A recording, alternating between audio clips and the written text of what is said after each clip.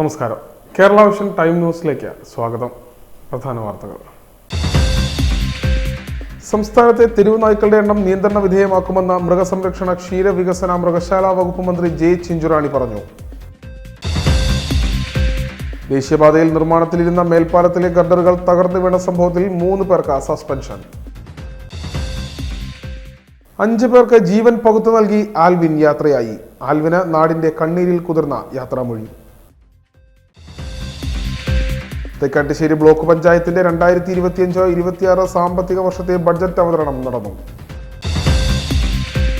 ശുചിമുറി മാലിന്യം ശാസ്ത്രീയമായി സംസ്കരിക്കുന്നതിനുള്ള സംവിധാനം ആലപ്പുഴ ജില്ലയിൽ ആദ്യമായി ചേർത്തലയിൽ സ്ഥാപിച്ച ശുചിമുറി മാലിന്യ പ്ലാന്റ് 28 വെള്ളിയാഴ്ച മന്ത്രി എം പി രാജേഷ് നാടിന് സമർപ്പിക്കും. വിശദമായ വാർത്തകളിലേക്ക്. സംസ്ഥാനത്തെ തെരുവ് നായ്ക്കളുടെ എണ്ണം നിയന്ത്രണ വിധേയമാക്കുമെന്ന് മൃഗസംരക്ഷണ ക്ഷീരവികസന മൃഗശാല വകുപ്പ് മന്ത്രി ജെ ചിഞ്ചുറാണി കണിച്ചുകുളങ്ങരയിൽ പറഞ്ഞു.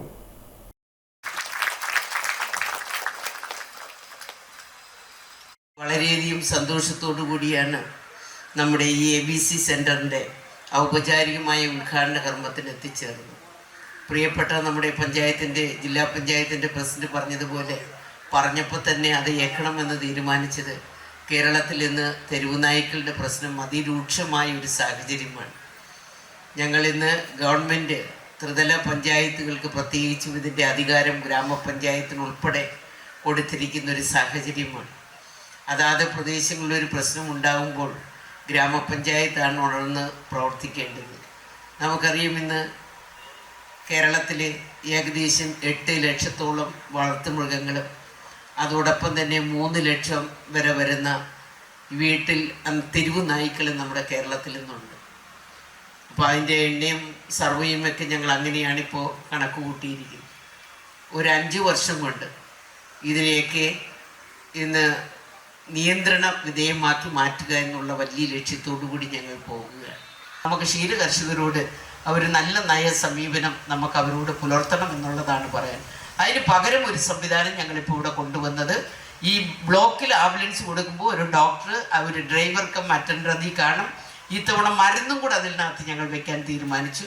കർഷകൻ ഇൻഷുറൻസ് 2 ലക്ഷം രൂപ വരെ ചികിത്സാ സഹായം കൊടുക്കുന്നുണ്ട്. മരണപ്പെടുന്ന ക്ഷീരകർഷകൻ ആക്സിഡന്റ് കൊണ്ട് മരണപ്പെടുന്ന ക്ഷീരകർഷകന് 7 ലക്ഷം രൂപയാണ് ഇൻഷുറൻസ്. അപ്പോൾ അതെല്ലാം ഈ കർഷകനെ സഹായിക്കാൻ വേണ്ടി കൊണ്ടുവരുന്നതാണ്. ജില്ലാ പഞ്ചായത്തിന്റെ നേതൃത്വത്തിൽ മാരാരിക്കുളം വടക്ക് പഞ്ചായത്തിലെ കണിച്ചുകുളങ്ങരയിൽ നിർമ്മാണം പൂർത്തീകരിച്ച ജില്ലയിലെ ആദ്യ അനിമൽ ബർത്ത് കൺട്രോൾ സെന്ററിന്റെ ഉദ്ഘാടനം നിർവഹിച്ച് സംസാരിക്കുകയായിരുന്നു മന്ത്രി. മാലിന്യങ്ങളും ഭക്ഷണാവശിഷ്ടങ്ങളും വലിച്ചെറിഞ്ഞാൽ അത്തരം സ്ഥലങ്ങളിൽ തെരുവ് നായ്ക്കളുടെ ശല്യം രൂക്ഷമാകുമെന്നും അത്തരം പ്രവണതകൾ അവസാനിപ്പിക്കണമെന്നും മന്ത്രി കൂട്ടിച്ചേർത്തു. പാലുൽപാദനത്തിൽ സ്വയം പര്യാപ്തത കൈവരിക്കുകയാണ് സർക്കാരിന്റെ ലക്ഷ്യമെന്നും സംസ്ഥാനത്ത് പാലിന്റെ ആഭ്യന്തര ഉൽപാദനം വൻതോതിൽ വർദ്ധിച്ചിട്ടുണ്ടെന്ന് മാത്രമല്ല, പാലിന് ഏറ്റവും കൂടുതൽ വില കൊടുക്കുന്ന ഒരു സംസ്ഥാനം കൂടിയാണ് കേരളമെന്നും പശുക്കളെ വാങ്ങുന്നതിന് ക്ഷീരകർഷകർക്ക് എല്ലാ ജില്ലകളിലും പലിശരഹിത വായ്പ നൽകുമെന്നും ക്ഷീരമേഖലയിലേക്ക് എല്ലാവരും കടന്നു വരണമെന്നും മന്ത്രി കൂട്ടിച്ചേർത്തു. കണിച്ചുകുളങ്ങര വെറ്റിനറി ആശുപത്രി അങ്കണത്തിൽ നടന്ന ചടങ്ങിൽ ജില്ലാ പഞ്ചായത്ത് പ്രസിഡന്റ് KG രാജേശ്വരി അധ്യക്ഷയായി. ജില്ലാ പഞ്ചായത്തിന്റെ വാർഷിക പദ്ധതിയിൽ ഉൾപ്പെടുത്തി 38,24,000 രൂപ ചെലവഴിച്ച അത്യാധുനിക സൗകര്യങ്ങളോടെയാണ് ABC സെന്ററിന്റെ നിർമ്മാണം പൂർത്തീകരിച്ചതെന്ന് KG രാജേശ്വരി പറഞ്ഞു. ജില്ലാ panchayat vice president NS Sivaprasad, സ്ഥിരം സമിതി അധ്യക്ഷരായ Binu Isaac Raju, MV Priya, advocate TS Thaha, ജില്ലാ പഞ്ചായത്ത് അംഗം advocate R Riyas, A Shobha, V Uthaman, ജില്ലാ മൃഗസംരക്ഷണ officer doctor PV Arunodaya, block panchayat പ്രസിഡന്റുമാരായ VG മോഹനൻ, KD മഹീന്ദ്രൻ, ആര്യാട് ഗ്രാമപഞ്ചായത്ത് പ്രസിഡന്റ് S സന്തോഷ് ലാൽ, മാരാരിക്കുളം വടക്ക് ഗ്രാമപഞ്ചായത്ത് president K Sudarsanabai, vice president CC Shibu, സ്ഥിരം സമിതി അധ്യക്ഷന്മാരായ N പ്രീത, സുഖലാൽ, മൃഗസംരക്ഷണ വകുപ്പ് deputy director doctor V Suja, ക്ഷീരവികസന വകുപ്പ് deputy director Nisha V Sherif, chief veterinary officer doctor S Rama, ജില്ലാ പഞ്ചായത്ത് സെക്രട്ടറി KR ദേവദാസ് തുടങ്ങിയവർ പങ്കെടുത്തു. Time news, Cherthala. ആലപ്പുഴ ദേശീയപാതയിൽ നിർമ്മാണത്തിലിരുന്ന മേൽപ്പാലത്തിലെ ഗർഡറുകൾ താഴെ വീണ സംഭവത്തിൽ 3 പേർക്ക് സസ്പെൻഷൻ. ആലപ്പുഴ ദേശീയപാതയിൽ നിർമ്മാണത്തിലിരുന്ന മേൽപ്പാലത്തിലെ ഗർഡറുകൾ തകർന്നു വീണ സംഭവത്തിൽ പ്രൊജക്ട് മാനേജരും എഞ്ചിനീയർമാരും ഉൾപ്പെടെ 3 ഉദ്യോഗസ്ഥർക്ക് സസ്പെൻഷൻ. നിർമ്മാണ സ്ഥലം ഇടവേളകളിൽ പരിശോധിക്കുന്നതിൽ വീഴ്ച വരുത്തിയ ഉദ്യോഗസ്ഥർ ഉൾപ്പെടെയുള്ളവരെയാണ് സസ്പെൻഡ് ചെയ്തത്. അന്വേഷണം പൂർത്തിയാകുന്നതുവരെയാണ് സസ്പെൻഷൻ. എഞ്ചിനീയർമാർ ഉൾപ്പെടെയുള്ളവരുടെ ശ്രദ്ധക്കുറവ് കാരണമാണ് അപകടമുണ്ടാകുന്നതെന്ന് നേരത്തെ വിലയിരുത്തിയിരുന്നു. സ്ഥലത്ത് നിന്ന് നിർമ്മാണത്തിന് മേൽനോട്ടം നൽകേണ്ടതിന് പകരം മൊബൈൽ ഫോണിലും മറ്റും നിർദ്ദേശങ്ങൾ നൽകിയിരുന്നതായും കണ്ടെത്തിയിരുന്നു. ആലപ്പുഴ ബൈപ്പാസിലെ 17-18 തൂണുകൾക്കിടയിലെ 4 ഗർഡറുകളാണ് 3 രാവിലെ 10:30 ഒന്നിച്ച് നിലംപതിച്ചത്. 18-19 തൂണുകൾക്കിടയിലെ ഗർഡറുകളും തൂണുകളും ബന്ധിപ്പിച്ചിരിക്കുന്ന പ്ലാങ്ക് ഇളക്കി മാറ്റാൻ ഫോണിലൂടെ നിർദ്ദേശിക്കുകയും എന്നാൽ തൊഴിലാളികൾ സ്ഥലം മാറി മറ്റൊരിടത്ത് പ്ലാങ്ക് ഇളക്കുകയും ചെയ്തതാണ് അപകടത്തിന് കാരണമായതെന്നാണ് നിഗമനം. ബെയറിംഗ് നിർമ്മാണത്തിലെ പിഴവും ഗർഡറുകൾ തമ്മിലെ ക്രോസ് ബേസിംഗ് ചെയ്യാത്തതും ഗർഡറുകൾ നിലം പതിക്കാനുള്ള സാധ്യത കൂട്ടിയെന്നാണ് കരുതുന്നത്. ബൈപ്പാസിലെ മറ്റു ഗർഡറുകൾ സ്ഥാപിച്ചതിൽ എന്തെങ്കിലും വീഴ്ച വന്നിട്ടുണ്ടോ എന്നും കഴിഞ്ഞ ദിവസം പരിശോധിച്ചിരുന്നു. Time news, Alappuzha. 5 പേർക്ക് ജീവൻ പകുത്തു നൽകി ആൽവിൻ യാത്രയായി. ആൽവിന് നാടിന്റെ കണ്ണീരിൽ കുതിർന്ന യാത്രാമൊഴി. ചേർത്തല തിരുനെല്ലൂർ ചിലമ്പുതറ ആൽവിൻ ജിമ്മിച്ചൻ വിട പറഞ്ഞെങ്കിലും 5 പേരിലൂടെ ഇനിയും ജീവിക്കും. ഞായറാഴ്ച വൈകിട്ട് പാലയിൽ നിന്ന് കടുത്തുരുത്തിയിലേക്കുള്ള വാടക വീട്ടിലേക്ക് സുഹൃത്തുമായി ബൈക്കിൽ വരികയായിരുന്നു ആൽവിൻ. മുന്നിലുണ്ടായിരുന്ന വാഹനം ബ്രേക്ക് ചെയ്തതോടെ മുന്നിലെ വാഹനത്തിലേക്ക് പോയി ഇടിച്ച താഴെ വീണു. ഹെൽമെറ്റ് ഉണ്ടായിരുന്നെങ്കിലും തലയ്ക്ക് ഗുരുതരമായി പരിക്കേറ്റു. അപകടത്തെ തുടർന്ന് ആൽവിനെ കോട്ടയത്തെ സ്വകാര്യ ആശുപത്രിയിൽ പ്രവേശിപ്പിച്ചെങ്കിലും ആരോഗ്യനിലയിൽ കാര്യമായ പുരോഗതി ഉണ്ടായില്ല. ജീവൻ രക്ഷിക്കാനുള്ള വലിയ പരിശ്രമങ്ങൾ നടത്തിയെങ്കിലും ചൊവ്വാഴ്ച ഡോക്ടർമാർ മസ്തിഷ്ക മരണം സ്ഥിരീകരിച്ചു. തുടർന്നാണ് അവയവദാനത്തിന് സന്നദ്ധമാണെന്ന കാര്യം ബന്ധുക്കൾ ആശുപത്രി അധികൃതരെ അറിയിക്കുന്നത്. ഹൃദയം, കിഡ്നി, ലിവർ, കണ്ണുകൾ, പാൻക്രിയാസ് എന്നിവയാണ് ദാനം ചെയ്തത്. ദേവമാതാ കോളേജിലെ ബികോം വിദ്യാർത്ഥിയാണ് ആൽവിൻ. പോസ്റ്റ്മോർട്ടത്തിന് ശേഷം മൃതദേഹം വ്യാഴാഴ്ച ചേർത്തല തിരുനെല്ലൂരിലെ വീട്ടിലെത്തിച്ചു പൊതുദർശനത്തിന് വെച്ചു. വെള്ളിയാഴ്ച ഉദയംപേരൂരിലെ പള്ളിയിൽ സംസ്കാര ചടങ്ങുകൾ നടക്കും. പിതാവ് ജിമ്മിച്ചൻ ദുബായിൽ ഡ്രൈവറായി ജോലി ചെയ്യുകയാണ്. തന്നെയാണ് മാതാവ്. +2 പഠിക്കുന്ന ജോയൽ ഏക സഹോദരനാണ്. തൈക്കാട്ടുശ്ശേരി ബ്ലോക്ക് പഞ്ചായത്തിന്റെ 2025-26 സാമ്പത്തിക വർഷത്തെ ബഡ്ജറ്റ് അവതരണം നടന്നു.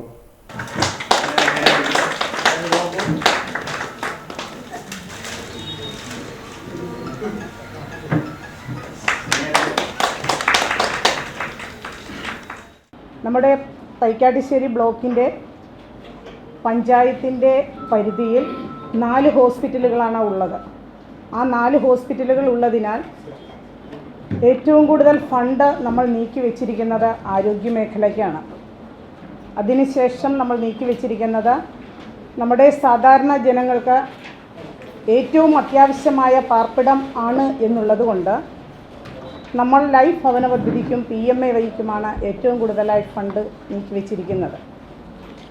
അതുപോലെ തന്നെ നമ്മുടെ ഇന്നത്തെ സമൂഹം കുട്ടികൾ അനുഭവിക്കുന്ന ഏറ്റവും ഈ അടുത്തിടയിൽ തന്നെ ഏറ്റവും പ്രശ്നമായി തീരുന്ന ലഹരി ഉപയോഗം, അതിനെക്കുറിച്ചും ഞങ്ങൾ ബ്ലോക്ക് പഞ്ചായത്ത് ചർച്ച ചെയ്യുകയും അതിനു വേണ്ടിയിട്ടുള്ള തുടർ പ്രവർത്തനം നടത്തുവാൻ വേണ്ടിയിട്ടും ബഡ്ജറ്റിൽ നമ്മൾ ഉൾപ്പെടുത്തിയിട്ടുണ്ട്. അതുപോലെ തന്നെ മാലിന്യ മുക്തമാക്കുന്നതിൻ്റെ ഭാഗമായി നമ്മുടെ തൈക്കാട്ടുശ്ശേരി ബ്ലോക്ക് പഞ്ചായത്തിൻ്റെ 5 പഞ്ചായത്തിൻ്റെ പ്രദേശങ്ങളിൽ മാലിന്യമുക്തമാക്കുന്നതിൻ്റെ ഭാഗമായി വിവിധ പരിപാടികൾ ഏറ്റെടുക്കുകയും ക്യാമറ സ്ഥാപിക്കാൻ പ്രധാനപ്പെട്ട കേന്ദ്രങ്ങൾ ക്യാമറ സ്ഥാപിക്കുവാനും തീരുമാനിച്ചിട്ടുണ്ട്. തൈക്കാട്ടുശ്ശേരി ബ്ലോക്ക് പഞ്ചായത്ത് വാർഷിക ബഡ്ജറ്റ് 2025-26 അധികാരം ജനങ്ങളിലേക്ക് എന്ന ആശയം പ്രാവർത്തികമാക്കിയ ത്രിതല പഞ്ചായത്ത് രാജ് സംവിധാനത്തിൽ അതിൻ്റെ അന്തസ്സത്ത പൂർണ്ണമായും ഉൾക്കൊണ്ടുകൊണ്ട് തികച്ചും ജനാധിപത്യപരമായി വികസന പ്രവർത്തനങ്ങളിൽ പങ്കാളികളാകാൻ സാധാരണക്കാരനും അവസരം നൽകിക്കൊണ്ട് തയ്യാറാക്കിയ വാർഷിക പദ്ധതികളാണ് തൈക്കാട്ടുശ്ശേരി ബ്ലോക്ക് പഞ്ചായത്ത് ഭരണസമിതി നടപ്പാക്കിക്കൊണ്ടിരിക്കുന്നത്. നാടിന്റെ വളർച്ചയെ കൂടുതൽ ത്വരിതപ്പെടുത്തി വികസന പഥത്തിലേക്ക് നയിക്കുന്നതിനായി ലഭ്യമാകുന്ന എല്ലാ സാമ്പത്തിക സ്രോതസ്സുകളും ഉപയോഗപ്പെടുത്തി പ്രാദേശിക സാമ്പത്തിക വികസനം, ദാരിദ്ര്യ നിർമ്മാർജ്ജനം, സ്ത്രീ ശാക്തീകരണം, സദ്ഭരണം, വിവിധ സാമൂഹിക സുരക്ഷിതത്വ പരിപാടികൾ, ആരോഗ്യ പരിപാലനം, ശുചിത്വ മേഖല, പശ്ചാത്തല സൗകര്യമൊരുക്കൽ തുടങ്ങി എല്ലാവിധ മേഖലയെയും ഉൾക്കൊള്ളിച്ചുകൊണ്ടുള്ള പദ്ധതികളാണ് ബഡ്ജറ്റിൽ ആവിഷ്കരിച്ചിരിക്കുന്നത്. ആകെ 68,91,17,598 രൂപ വരവും 68,50,82,469 രൂപ ചെലവും 40,35,129 രൂപ മിച്ചവും പ്രതീക്ഷിക്കുന്ന തൈക്കാട്ടുശ്ശേരി ബ്ലോക്ക് പഞ്ചായത്തിന്റെ 2025-26 വർഷത്തെ budget vice president Deepa Sajeev സമർപ്പിച്ചു. കാർഷിക മേഖല, സ്കൂൾ വിദ്യാഭ്യാസം, സ്പോർട്സ്, യുവജനക്ഷേമം, കലാ, സംസ്കാരം, ശാരീരിക മാനസിക വെല്ലുവിളികൾ നേരിടുന്നവർക്കുള്ള പരിപാടികൾ, സ്ത്രീകളുടെയും കുട്ടികളുടെയും ക്ഷേമവും മറ്റ് സാമൂഹിക സുരക്ഷാ പരിപാടികൾ, ദുരന്ത നിവാരണം, പൊതു ആരോഗ്യ പരിപാടികൾ, പാർപ്പിടം, ABC പദ്ധതി, ശുചിത്വ, കുടിവെള്ളം, സദ്ഭരണം, സേവനം കാര്യക്ഷമമാക്കൽ, പശ്ചാത്തല മേഖല തുടങ്ങിയവയ്ക്കെല്ലാം ബഡ്ജറ്റിൽ പ്രത്യേകം ഫണ്ട് വകയിരുത്തിയിട്ടുണ്ട്. ഗ്രാമപഞ്ചായത്ത് പ്രസിഡന്റുമാർ, മറ്റ് ഗ്രാമപഞ്ചായത്ത് ജനപ്രതിനിധികൾ, ജില്ലാ പഞ്ചായത്ത് അംഗങ്ങൾ, നിർവഹണ ഉദ്യോഗസ്ഥർ, ആസൂത്രണ സമിതി അംഗങ്ങൾ, വർക്കിംഗ് ഗ്രൂപ്പ് അംഗങ്ങൾ, കുടുംബശ്രീ പ്രവർത്തകർ, മറ്റു ഉദ്യോഗസ്ഥർ തുടങ്ങിയവർ പങ്കെടുത്തു. Block panchayat president VR Rajitha അധ്യക്ഷത വഹിച്ചു. സ്റ്റാൻഡിംഗ് കമ്മിറ്റി അധ്യക്ഷരായ MK ജനാർദ്ദനൻ, രാജേഷ് വിവേകാനന്ദ, അഡ്വക്കേറ്റ് ജയശ്രീ ബിജു, മുൻ president PM Pramod, BDO Jimol തുടങ്ങിയവർ പങ്കെടുത്തു. Time news Cherthala. ആലപ്പുഴ ജില്ലയിൽ ആദ്യമായി സ്ഥാപിച്ച ശുചിമുറി മാലിന്യം ശാസ്ത്രീയമായി സംസ്കരിക്കുന്നതിനുള്ള പ്ലാന്റ് ചേർത്തലയിൽ മന്ത്രി MB രാജേഷ് മാർച്ച് 28-ന് നാടിന് സമർപ്പിക്കും. ആലപ്പുഴ ജില്ലയിൽ ആദ്യമായി ശുചിമുറി മാലിന്യം ശാസ്ത്രീയമായി സംസ്കരിക്കുന്ന പദ്ധതി ഈ മാസം 28-ന് യാഥാർത്ഥ്യമാകും. ദേശീയപാതയ്ക്ക് സമീപം ചേർത്തല നഗരസഭ ആനതറ വെളിയിലാണ് പ്ലാന്റ് നിർമ്മാണം പൂർത്തീകരിച്ചത്. നാട്ടിൻപുറങ്ങളിലും പുഴകളിലും പാതയോരങ്ങളിലും വലിയ മലിനീകരണ പ്രശ്നമായ ശുചിമുറി മാലിന്യം തള്ളുന്നതിനാണ് ഇതോടെ ശാശ്വത പരിഹാരമാകുന്നത്. 7.33 കോടി രൂപ ചിലവിലാണ് ആധുനിക സൗകര്യങ്ങളോടുകൂടി പ്ലാന്റ് നിർമ്മിച്ചിട്ടുള്ളത്. 36ഓളം മാലിന്യം കൊണ്ടുപോകുന്ന ടാങ്കർ ലോറി ഏജൻസികൾ ഇപ്പോൾ തന്നെ ബുക്ക് ചെയ്ത് കഴിഞ്ഞു. ദിവസേന 2.5 ലക്ഷം ലിറ്റർ വരെ ശുചിമുറി മാലിന്യം ഇവിടെ സംസ്കരിക്കാൻ കഴിയും. ജില്ലയിൽ ആദ്യമായി നിർമ്മിച്ച ചേർത്തല ശുചിമുറി മാലിന്യ സംസ്കരണ പ്ലാന്റിൻ്റെ ഉദ്ഘാടനം 28-ാം തീയതി വൈകിട്ട് 5-ന് നടക്കും. സമ്മേളനം മന്ത്രി MB രാജേഷ് ഉദ്ഘാടനം ചെയ്യും. കൃഷിമന്ത്രി P പ്രസാദ് അധ്യക്ഷത വഹിക്കും. റീബിൽഡ് കേരള പദ്ധതിയിൽ ഉൾപ്പെടുത്തി സംസ്ഥാന സർക്കാരിൻ്റെ സഹായത്തോടെ ചേർത്തല നഗരസഭ ആനന്ദറ വെളിയിൽ നിർമ്മിച്ച പ്ലാന്റ് യാഥാർത്ഥ്യമാകുന്നതോടെ ജില്ലയിലെ ശുചിമുറി മാലിന്യ പ്രശ്നത്തിന് ശാശ്വത പരിഹാരമാകുമെന്ന് നഗരസഭാ ചെയർപേഴ്സൺ ഷെർലി ഭാർഗവൻ പറഞ്ഞു. റീബിൽഡ് കേരളയായി ബന്ധപ്പെട്ട് 7.7 കോടി രൂപ മുടക്കിയാണ് നമ്മൾ ഈ ശുചീകരണ പ്ലാന്റ് നിർമ്മിക്കുന്നത്. അതിനേക്കാൾ ഉപരി നമ്മൾക്ക് ഏറ്റവും വളരെയധികം സന്തോഷമുള്ളൊരു കാര്യമെന്ന് പറയുന്നത് ഇത് സോളാർ പാനലിൽ കൂടിയാണ് നമ്മളുടെ പകുതി സമയവും ഇത് വർക്ക് ചെയ്യുന്നത്. നമ്മൾക്കെല്ലാവർക്കും അറിയാവുന്നതുപോലെ കക്കൂസ് മാലിന്യം നമ്മുടെ പ്രദേശത്ത് തോടുകളിലും അതുപോലെ തന്നെ കുളങ്ങളിലും പാടങ്ങളിലും കൊണ്ടുവന്ന് അടിക്കുന്നതായിട്ടുള്ള ഒരു സവിശേഷത നമ്മൾ കാണുകയാണ്. നാട്ടുകാരുടെ പരാതി അടക്കം നിരവധി പരാതികൾ നമ്മൾക്ക് ഓരോ ദിവസവും വന്നുകൊണ്ടിരിക്കുന്നതായിട്ടുള്ള ഈ ഒരു സന്ദർഭത്തിൽ 2022 നമ്മൾ ചേർത്തലയെ മാലിന്യമുക്ത ചേർത്തലയാക്കി മാറ്റിയെങ്കിലും ഇന്നും ഇതുപോലെ കുറേ അധികം ആൾക്കാർ ഇതിനോട് യോജിക്കുന്നില്ല എന്ന് വേണം നമ്മൾക്ക് പറയാനായിട്ട്. തീർച്ചയായിട്ടും അതെല്ലാം കാണിക്കുന്നത് എന്ന് വെച്ച് കഴിഞ്ഞാൽ അവരെ സംബന്ധിച്ച് എങ്ങനെയെങ്കിലും നമ്മൾക്ക് ഈ പദ്ധതി നടപ്പിലാക്കരുത് എന്നുള്ള ഉദ്ദേശത്തോടു കൂടി മുന്നോട്ട് പോകുന്നതായിട്ടുള്ള ഒട്ടനവധി ജനങ്ങൾ നമ്മുടെ ഇടയിലുണ്ട്. പക്ഷേ അതിനെയെല്ലാം തരണം ചെയ്തുകൊണ്ട് മുന്നോട്ട് പോകുവാൻ ചേർത്തല നഗരസഭയ്ക്കും അതുപോലെ തന്നെ സംസ്ഥാന ഗവൺമെൻറ്റിനും സാധിച്ചു എന്നുള്ളത് ഏറ്റവും വലിയൊരു ചാരിതാർത്ഥ്യമായിട്ട് മാറുകയാണ്. മുംബൈ ആസ്ഥാനമായ കമ്പനിക്കായിരുന്നു നിർമ്മാണ ചുമതല. 10 വർഷത്തേക്ക് തുടർ പരിപാലനത്തിനുള്ള കരാറും കമ്പനിയും നഗരസഭയും ഒപ്പുവെച്ചിട്ടുണ്ട്. നഗരസഭാ പരിധിയിലെയും സമീപ പഞ്ചായത്തുകളിലെയും ശുചിമുറി മാലിന്യ സംസ്കരണം ലക്ഷ്യം വെച്ചാണ് പ്ലാന്റ് നിർമ്മിച്ചിട്ടുള്ളതെന്ന് മുനിസിപ്പൽ സെക്രട്ടറി TK സുജിത്ത് പറഞ്ഞു. കേരള സർക്കാരിൻ്റെ പ്രളയ ദുരിതാശ്വാസ പുനരധിവാസ പദ്ധതിയായിട്ടുള്ള റീബിൽഡ് കേരള ഇനിഷ്യേറ്റീവിൽ ഉൾപ്പെടുത്തി 7.7 കോടി രൂപ മുതൽ മുടക്കിയാണ് നമ്മൾ ഈ പ്ലാന്റിൻ്റെ നിർമ്മാണം പൂർത്തീകരിച്ചിട്ടുള്ളത്. 250 KLD kilo litre per day 2.5 ലക്ഷം ലിറ്റർ പ്രതിദിനം ശുചിമുറി മാലിന്യം സംസ്കരിക്കാനുള്ള ശേഷിയാണ് ആ പ്ലാന്റിനുള്ളത്. ഒരു ദിവസം 60-70 ലോഡ് ശുചിമുറി മാലിന്യം നമുക്കവിടെ പരിപാലനം ചെയ്യാൻ കഴിയും. അപ്പോൾ ഈ പ്ലാന്റിൻ്റെ ഉദ്ഘാടനം 28-ാം തീയതി വെള്ളിയാഴ്ച വൈകിട്ട് 5 മണിക്ക് ബഹുമാനപ്പെട്ട തദ്ദേശ സ്വയംഭരണ വകുപ്പ് മന്ത്രി MB രാജേഷ് നിർവഹിക്കുകയാണ്.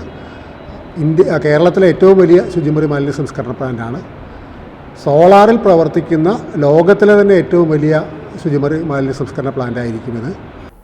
പ്ലാന്റ് പ്രവർത്തനക്ഷമമായതിനു ശേഷം ശുദ്ധീകരിക്കുന്ന ജലം പ്ലാന്റിൻ്റെ പരിസരത്ത് ഒരുക്കുന്ന ഗ്രീൻ ബെൽറ്റിലെ ചെടികൾ നനയ്ക്കുന്നതിനും ദേശീയപാത അടക്കമുള്ള ഇടങ്ങളിലെ പൂന്തോട്ടങ്ങൾ നനയ്ക്കുന്നതിനുമായി ഉപയോഗിക്കാനാണ് തീരുമാനം.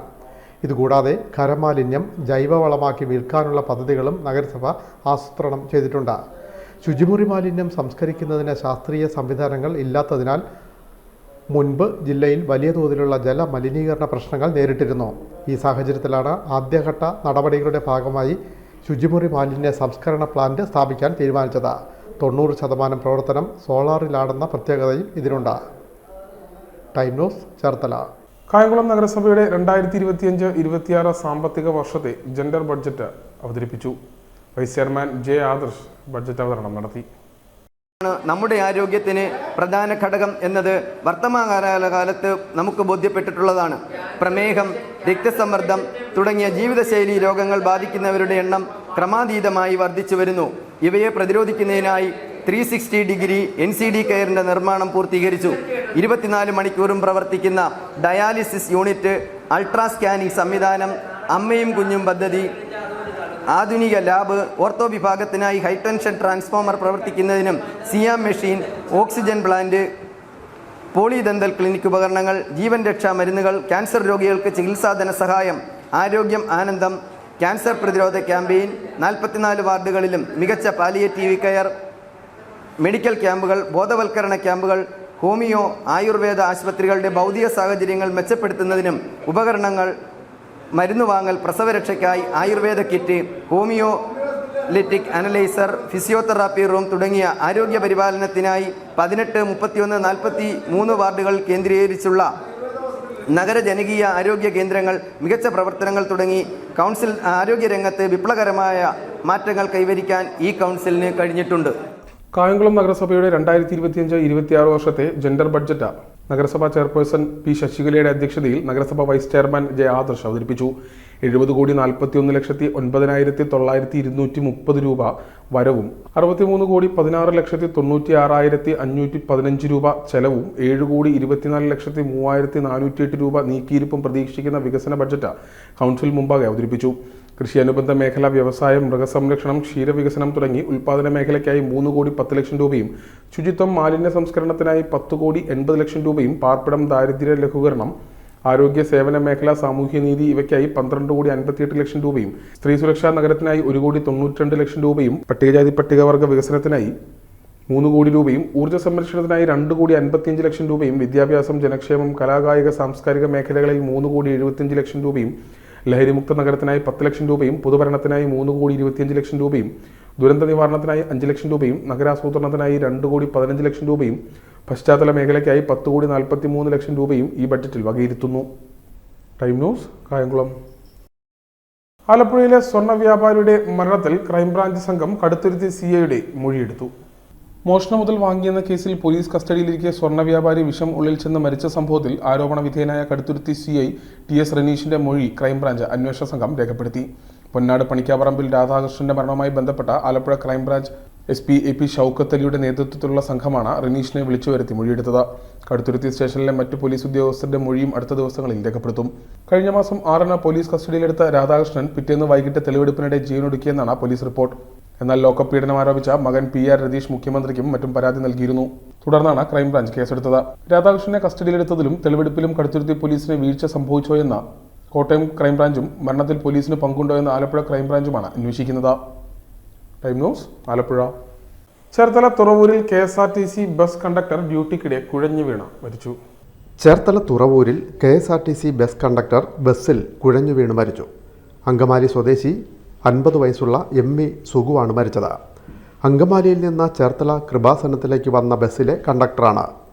തുറവൂർ NCC കവലയിലെത്തിയപ്പോൾ ബസ്സിൽ കുഴഞ്ഞു വീഴുകയായിരുന്നു. തുടർന്ന് തുറവൂർ ആശുപത്രിയിൽ എത്തിച്ചെങ്കിലും രക്ഷിക്കാനായില്ല. വ്യാഴാഴ്ച രാവിലെ 10 മണിയോടെയായിരുന്നു സംഭവം. കുത്തിത്തോട് പോലീസ് മേൽനടപടികൾ സ്വീകരിച്ചു. Time news, Cherthala. SDPI ദേശീയ പ്രസിഡന്റ് AK ഫൈസിയെ അറസ്റ്റ് ചെയ്തതിൽ പ്രതിഷേധിച്ച് SDPI ആലപ്പുഴ ജില്ലാ കമ്മിറ്റിയുടെ നേതൃത്വത്തിൽ മാർച്ച് 28-ന് പ്രതിഷേധം സംഘടിപ്പിക്കുന്നതായി സംഘാടകർ വാർത്താ സമ്മേളനത്തിൽ അറിയിച്ചു.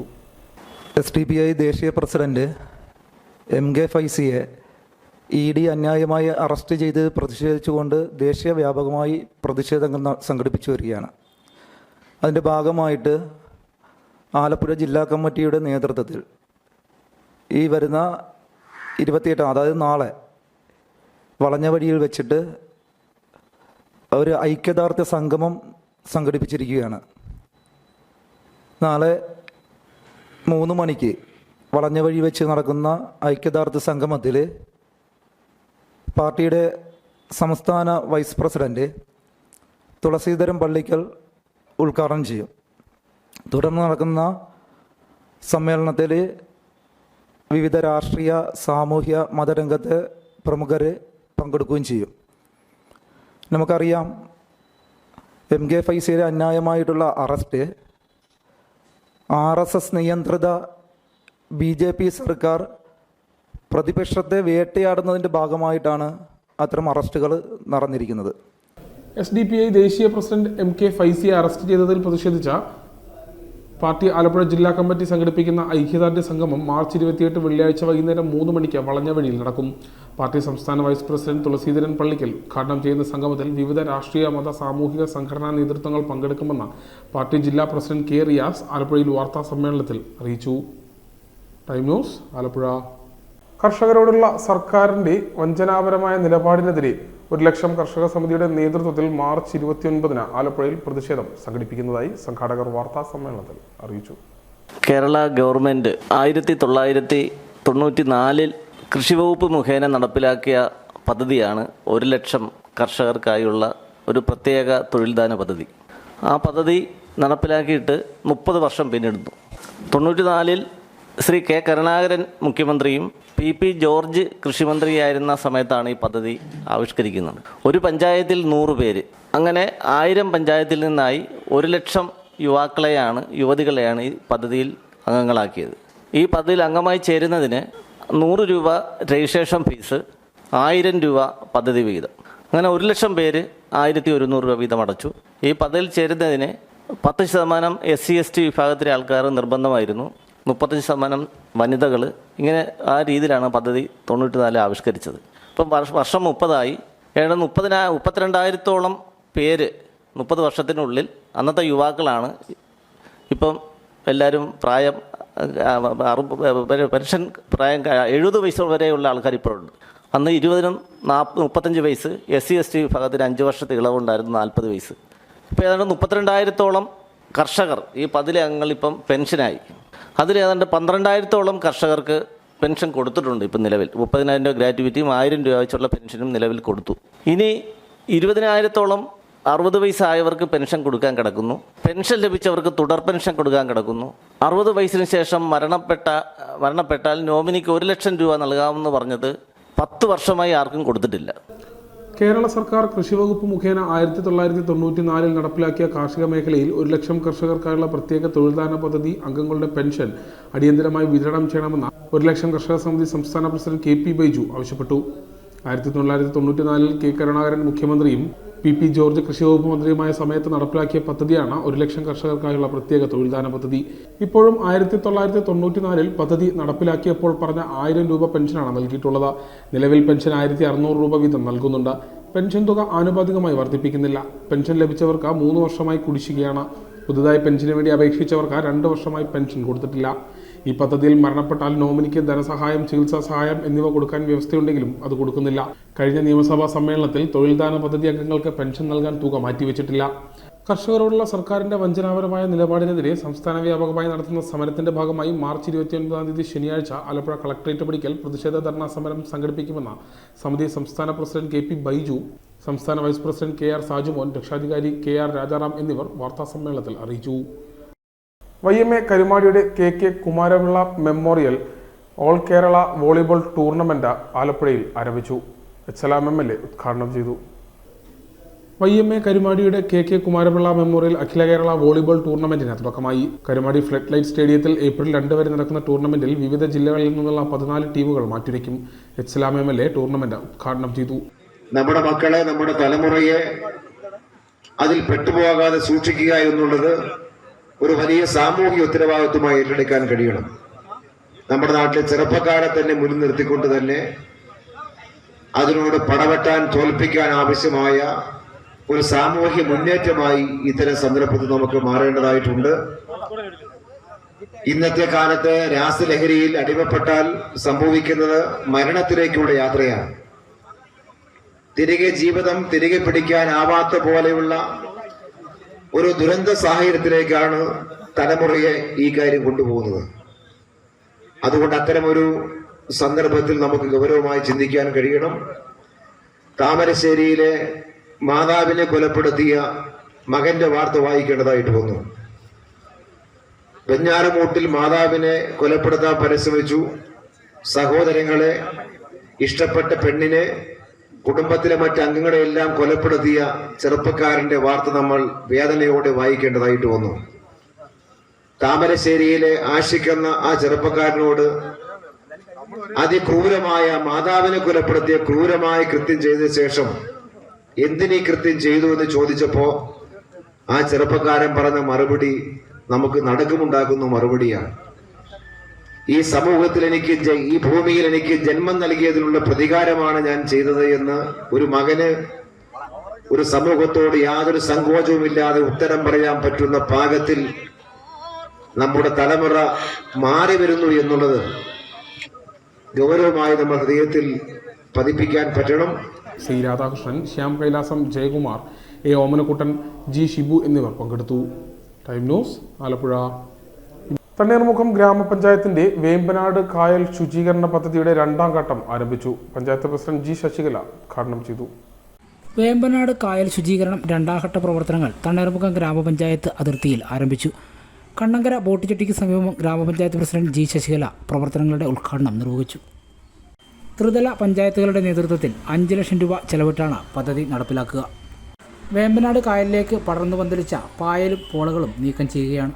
ജില്ലാ പഞ്ചായത്തും ബ്ലോക്ക് പഞ്ചായത്തും തണ്ണീർമുക്കം ഗ്രാമപഞ്ചായത്തും സംയുക്തമായിട്ട് പ്രോജക്റ്റ് വെച്ചുകൊണ്ട് 5 ലക്ഷം രൂപ പ്രോജക്റ്റിൽ ഉൾപ്പെടുത്തിക്കൊണ്ട് നമ്മൾ നമ്മുടെ വേമ്പനാട് കായൽ ക്ലീൻ ചെയ്യുകയാണ്. അതിൻ്റെ 1ാം ഘട്ടം നല്ല രീതിയിൽ പൂർത്തീകരിച്ചു. 2ാം ഘട്ടത്തെ പ്രവർത്തനമാണ് നമ്മളിപ്പോൾ നടത്തുന്നത്. നമ്മുടെ കുറേ പോള വരികയും അതോടൊപ്പം തന്നെ പുല്ലുകളെല്ലാം കിളുത്തുകൊണ്ട് കര ഇല്ലാതാക്കുന്ന ഒരു സ്ഥിതിവിശേഷം നമ്മുടെ ഈ 6, 7, 8, 9, 10, 11 വാർഡുകളിലായിട്ട് കണ്ടുവരുന്നുണ്ട്. അപ്പോൾ ഇവിടെ നമ്മൾ ക്ലീൻ ചെയ്ത് മലിനമായി കിടക്കുന്ന ഭാഗങ്ങളെല്ലാം തന്നെ ക്ലീൻ ചെയ്ത് വൃത്തിയാക്കുകയാണ്. യോഗത്തിൽ സ്റ്റാൻഡിംഗ് കമ്മിറ്റി അധ്യക്ഷന്മാരായ VS സുരേഷ് കുമാർ, സീന സുർജിത്ത്, മിനി ലെനിൻ, ഗ്രാമപഞ്ചായത്ത് അംഗം TT സാജു, ഗ്രാമപഞ്ചായത്ത് സെക്രട്ടറി PP ഉദയസിംഹൻ തുടങ്ങിയവർ പങ്കെടുത്തു. പ്രധാന വാർത്തകൾ ഒരിക്കൽ കൂടി. സംസ്ഥാനത്തെ തെരുവ് നായ്ക്കളുടെ എണ്ണം നിയന്ത്രണ വിധേയമാക്കുമെന്ന് മൃഗസംരക്ഷണ, ക്ഷീരവികസന, മൃഗശാല വകുപ്പ് മന്ത്രി ജെ ചിഞ്ചുറാണി പറഞ്ഞു. ദേശീയപാതയിൽ നിർമ്മാണത്തിലിരുന്ന മേൽപ്പാലത്തിലെ ഗർഡറുകൾ തകർന്നു വീണ സംഭവത്തിൽ 3 പേർക്ക് സസ്പെൻഷൻ. 5 പേർക്ക് ജീവൻ പകുത്തു നൽകി ആൽവിൻ യാത്രയായി. ആൽവിന് നാടിന്റെ കണ്ണീരിൽ കുതിർന്ന യാത്രാമൊഴി. തെക്കാട്ടുശ്ശേരി ബ്ലോക്ക് പഞ്ചായത്തിന്റെ 2025-26 സാമ്പത്തിക വർഷത്തെ ബഡ്ജറ്റ് അവതരണം നടന്നു. ശുചിമുറി മാലിന്യം ശാസ്ത്രീയമായി സംസ്കരിക്കുന്നതിനുള്ള സംവിധാനം ആലപ്പുഴ ജില്ലയിൽ ആദ്യമായി ചേർത്തലയിൽ സ്ഥാപിച്ച ശുചിമുറി മാലിന്യ പ്ലാന്റ് 28 വെള്ളിയാഴ്ച മന്ത്രി MB രാജേഷ് നാടിന് സമർപ്പിക്കും. ഇതോടെ വാർത്താ ബുള്ളറ്റിൻ പൂർണ്ണമാകുന്നു. നമസ്കാരം.